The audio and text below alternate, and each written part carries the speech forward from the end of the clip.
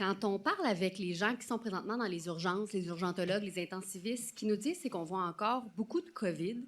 Et eux, une des solutions qu'ils trouvent qui serait facile à mettre en application dès maintenant, c'est le retour du masque. Est-ce que c'est quelque chose que vous envisagez? Voulez-vous prendre ça, Lucie? Ça, c'est une question que Dr. Boileau, à vrai dire, on avait une réunion hier pour regarder. Il y a, par exemple, si on regarde différents pays, il y a une culture différente d'utilisation des masques dans la saison d'influenza, pas nécessairement seulement en lien avec le COVID.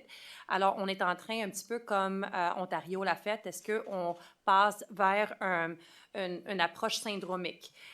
Et c'est ça que Dr. Boileau et la santé publique est en train de regarder.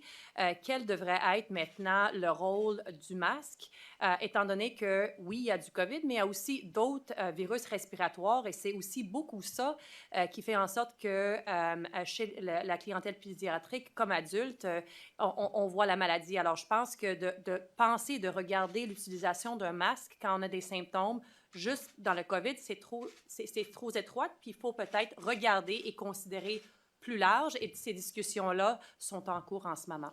Donc, est-ce que je comprends qu'il pourrait y avoir dans les écoles, dès qu'un enfant mouche, dès qu'on recommence à tousser, on remet le masque? Parce que là, toutes les urgences débordent de toutes sortes de virus aussi pour les enfants. Là-dessus, je ne veux pas m'avancer parce que c'est vraiment chez Dr. Boileau puis l'équipe de santé publique qui sont en train de regarder une approche dans un contexte que quelqu'un a des symptômes d'un virus, peu importe lequel. Merci. Merci. Prochain micro.